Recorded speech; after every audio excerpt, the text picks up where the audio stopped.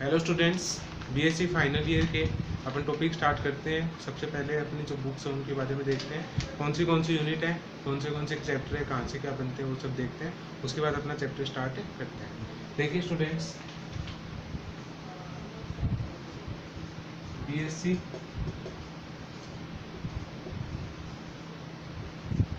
BSc final year, इसके अंदर आपका जो पेपर है, पेपर सेकंड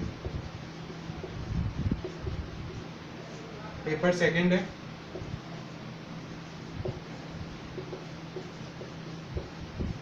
मैट्रिक्स स्पेस और कॉम्प्लेक्स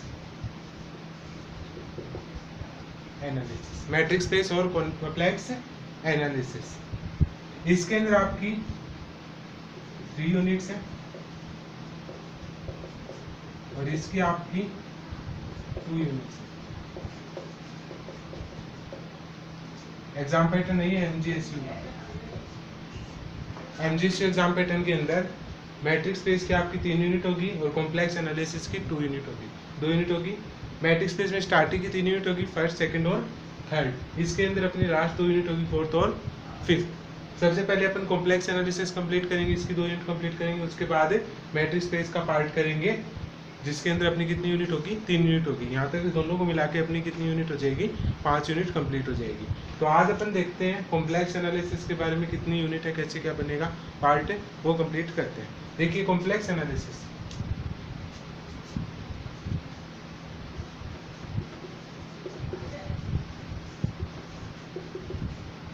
कॉम्प्लेक्स एनालिसिस में आपकी 2 यूनिट बनेगी, यूनिट 4 और यूनिट 5। 2 यूनिट आएगी, यूनिट 4 और यूनिट 5। सेक्शन वाइज है, लेकिन अपन यूनिट वाइज अपन इसको करेंगे। तो यूनिट 4 और यूनिट 5 यहाँ से अपना पार्ट बनता है। सबसे पहले यूनिट 4 स्टार्ट करेंगे। यूनिट 4 के अंदर आपके स्टार्टिंग के चैप्टर्स आएंगे, फर्स्ट और सेकंड, और इसके अंदर यूनिट 4 के अंदर थर्ड और फोर्थ चैप्टर के कुछ क्वेश्चंस बनते हैं। तो वो पर मैं आपको बता दूंगा कौन से क्वेश्चन कहाँ से अटेम्प्ट कैसे करने हैं। जितना बेटर मैं करूँगा उतना आप कर लेना, उतना आपके लिए सफिशिएंट होगा। ओके, तो अपन आज स्टार्ट करते हैं कॉम्प्लेक्स एनालिसिस।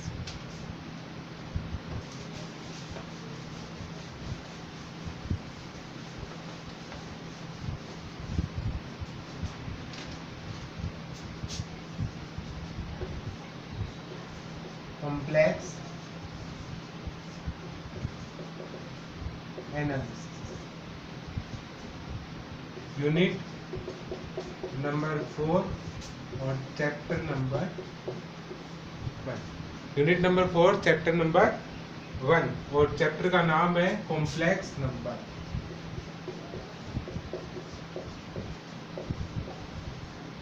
Complex number. आप सबसे पहले जो चैप्टर का नाम, उसकी डेफिनेशन देखते हैं। कॉम्प्लेक्स नंबर होता क्या है, देखिए सबसे फर्स्ट डेफिनेशन है इसकी।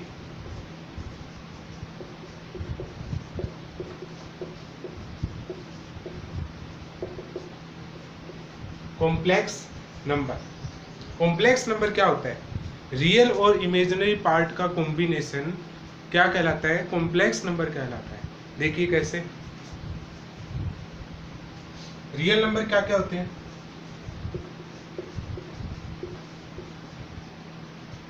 0 plus minus 1 plus minus 2 infinity plus minus infinity तक, ये सारे क्या होते हैं? रियल नंबर होते हैं। इमेजिनरी नंबर,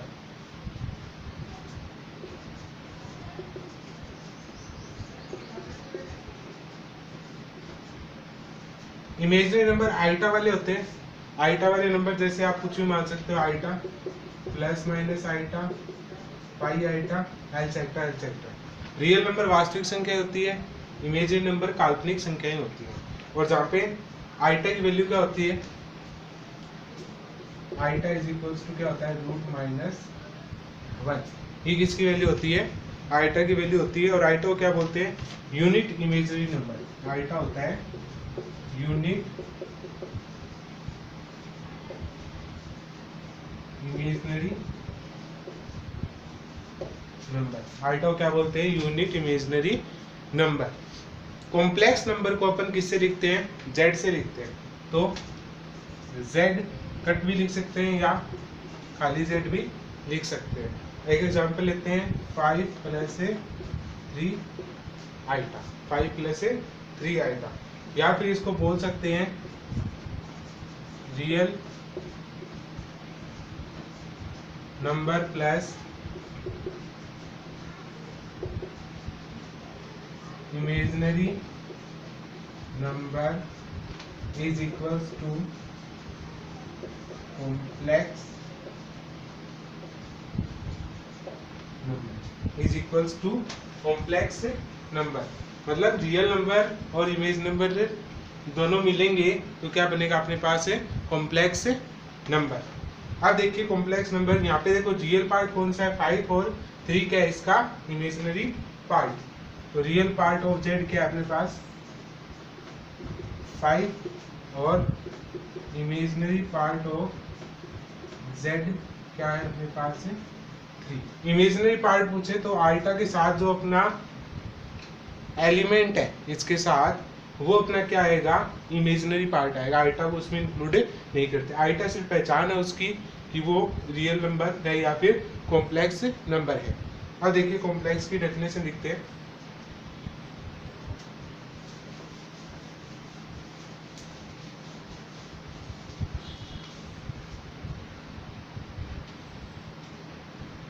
कॉम्प्लेक्स की डेफिनेशन देखिए क्या होती है।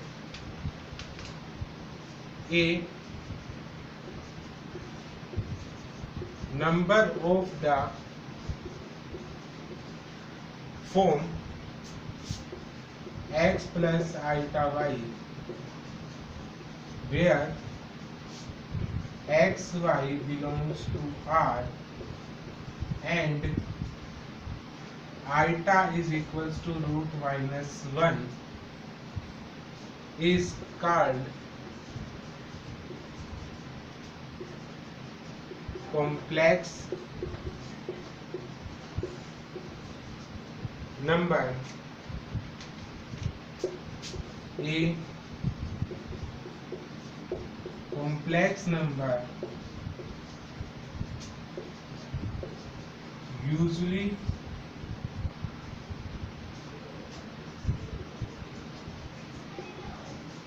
denoted by z और z cross and set of complex number is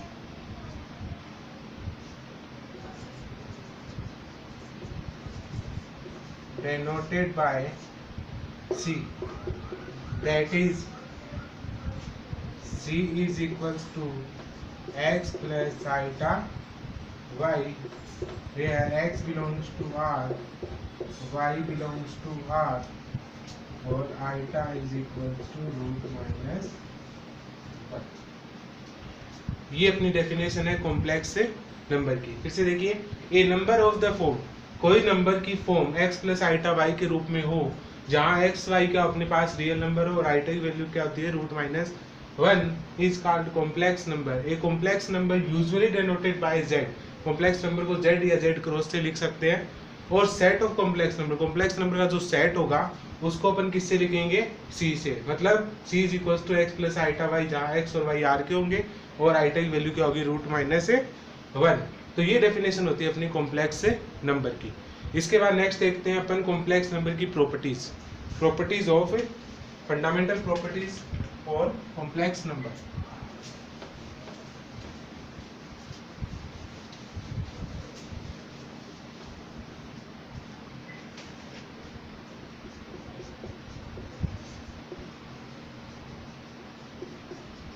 fundamental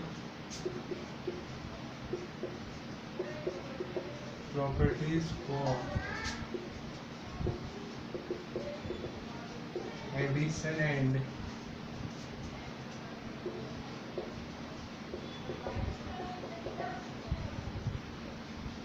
multiplication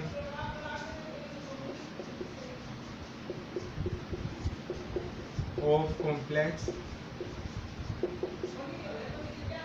number. Fundamental properties for addition and multiplication of a complex number. Complex number की properties देख रहे हैं एडिशन के लिए और मल्टीप्लिकेशन के लिए। सबसे पहले अपन कुछ इंटीजर्स मान लेते हैं कि for all z1 z2 z3 z4 belongs to C, कि ये सारे अपने पास क्या है, कॉम्प्लेक्स नंबर है। सबसे पहले प्रॉपर्टीज देखते हैं पर एडिशन के लिए। प्रॉपर्टीज फॉर एडिशन, और एक साइड देख लेंगे properties for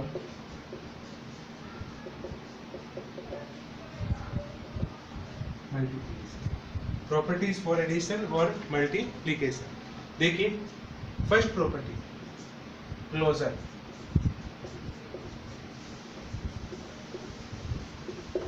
closure property, closure property के अंदर प्लस के लिए जो प्रॉपर्टी होती है वो क्या होती है, z1 plus z2 belonging into c, z1 plus z2 belonging into c। Second property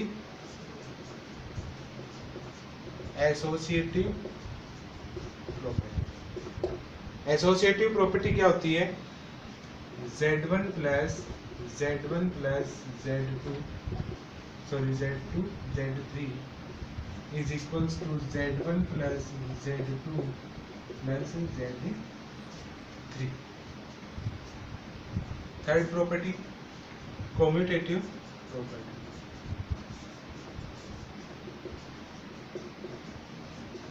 commutative property क्या होती है, z1 प्लस z2 कर दो या z2 प्लस z1 कर दो, उसकी वैल्यू क्या आएगी, इक्वल आएगी।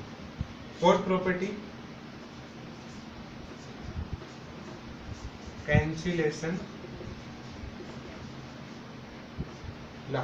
Cancellation law, z1 plus z कर दो या z2 प्लस z कर दो, वैल्यू क्या आएगी, z1 is equals to z2।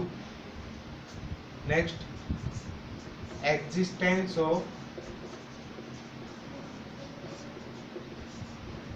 Identity.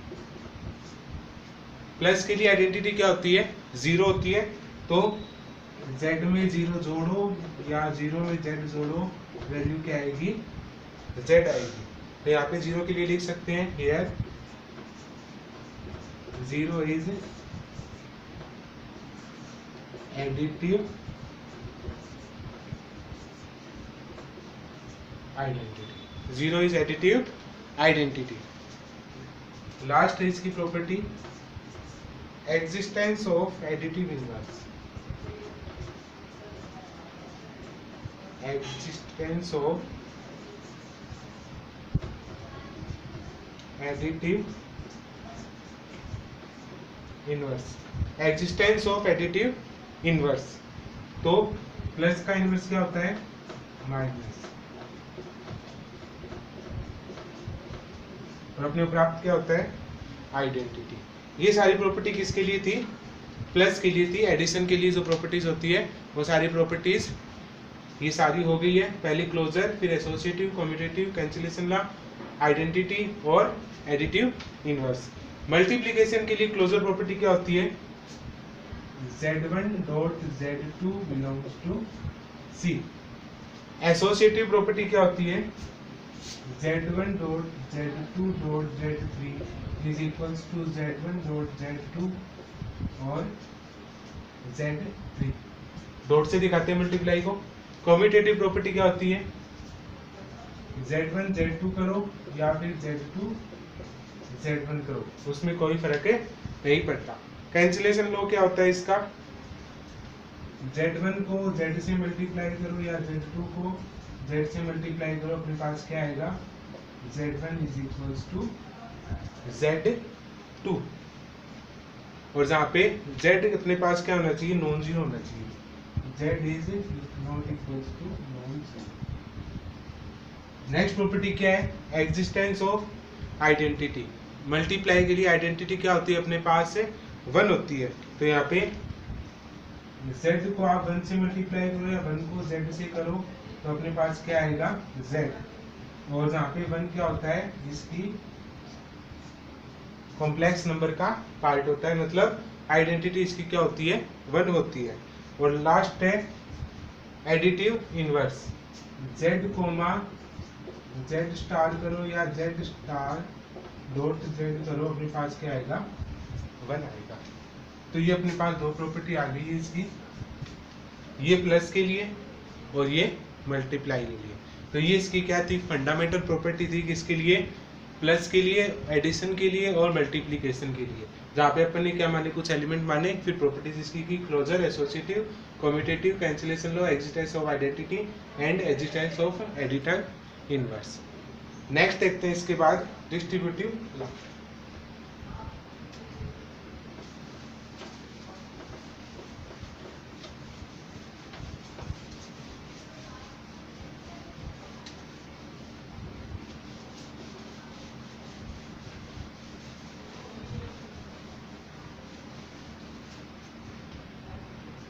देखिए नेक्स्ट इसका डिस्ट्रीब्यूटिव लॉ।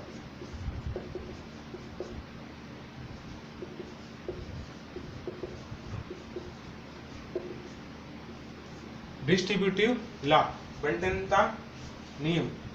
ये नियम क्या कहता है, पहले कुछ एलिमेंट है जो कॉम्प्लेक्स के दिखाएंगे, z1 z2 z3 for all belongs to C। देखिए left distributive law,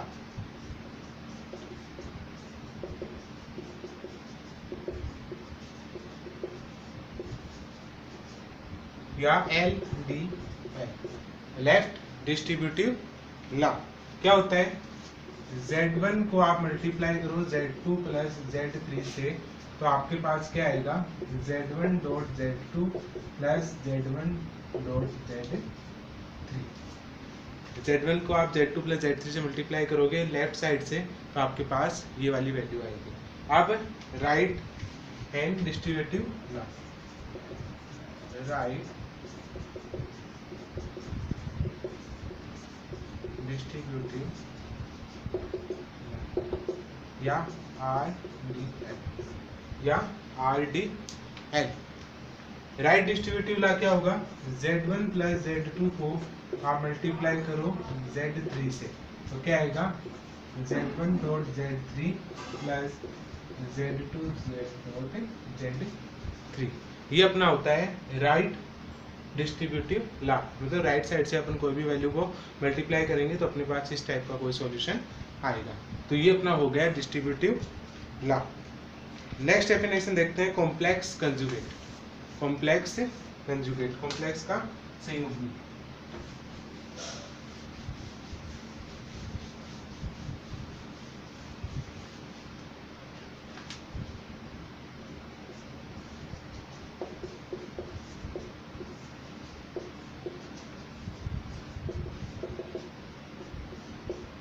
complex conjugate, complex conjugate क्या होता है,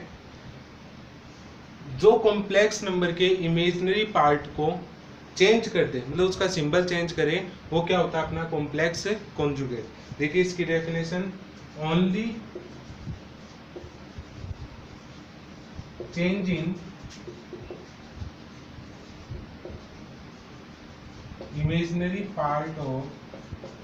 imaginary part in complex number is called complex conjugate. It is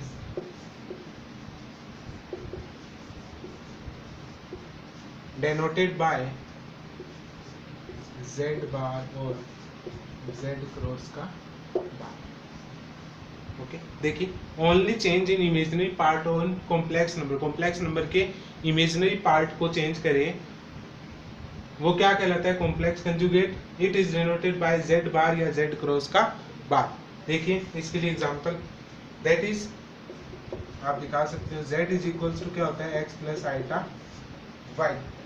तो यहाँ से z बाहर निकालोगे तो क्या आएगा x minus iota x minus plus का किस में चेंज कर दिया, सिर्फ माइनस में, बस इतना सा फर्क पड़ेगा। देखिए एग्जांपल इसका,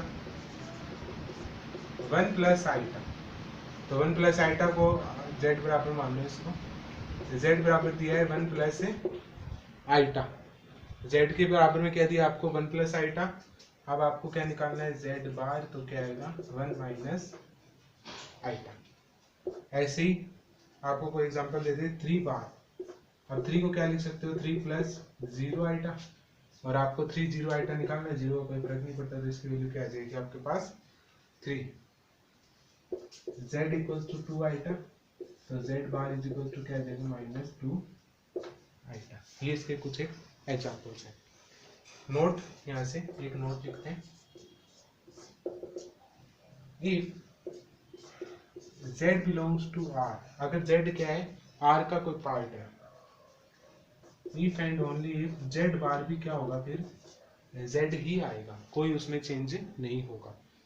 फॉर एग्जाम्पल अगर 1 बिलोंग्स टू r है, दैट इज 1 प्लस 0 आइटा, और 1 प्लस 0 आइटा का बार ले लो, उसका कोई फर्क नहीं पड़ता, 1 ही आएगा, और दोस्तों किसे बिलोंग करेगा r के अंदर। अगर z रियल नंबर है तो उसका कंजुगेट भी क्या आएगा, एक रियल नंबर ही आएगा। अब इसकी भी क्या है कुछ एक प्रॉपर्टीज है, वो देखते हैं अपन, properties of complex conjugate.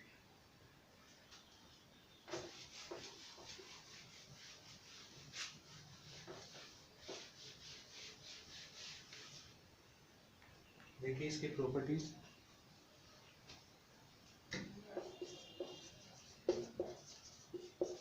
Properties of complex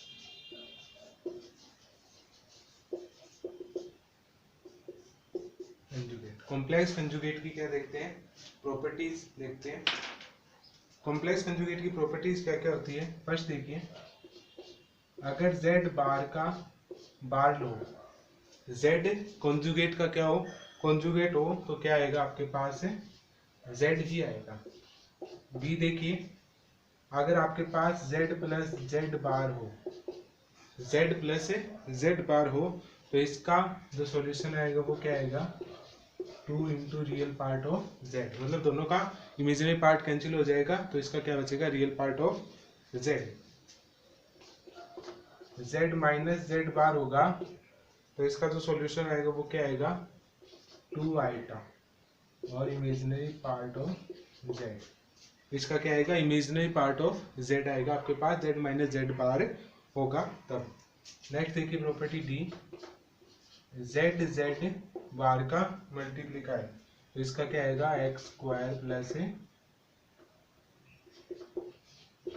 Y square, x square plus y square. Next देखिए इसकी प्रॉपर्टी, अगर z1 प्लस z2 का बार हो, तो उसको आप लिख सकते हो z1 बार प्लस z2 बार, उसको क्या लिख सकते हैं z1 बार प्लस z2 बार। नेक्स्ट देखिए, z1 डॉट z2 का बार हो, तो उसको क्या लिख सकते हैं z1 बार प्लस z2 बार, z1 बार प्लस z2 बार। अगर z की पावर n का बार हो, तो आप उसको लिख सकते हो z बार की पावर n, और for all n belongs to natural number. Next देखिए, अगर z1 प्लस अपॉन z2 का पूरे का बार हो, तो आप इसको लिख सकते हो z1 बार में z2 बार, जहाँ पे z2 non zero, z2 non zero. ये कुछ एक इसकी प्रॉपर्टी थी। यहाँ से एक चीज लिखनी है अपने को, here z plus z bar and z bar is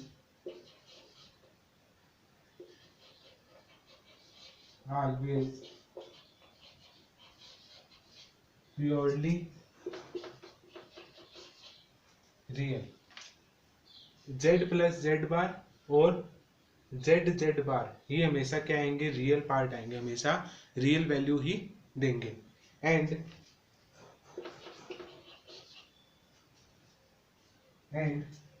अगर z not belonging into r, अगर z रियल नहीं है और z minus z bar is always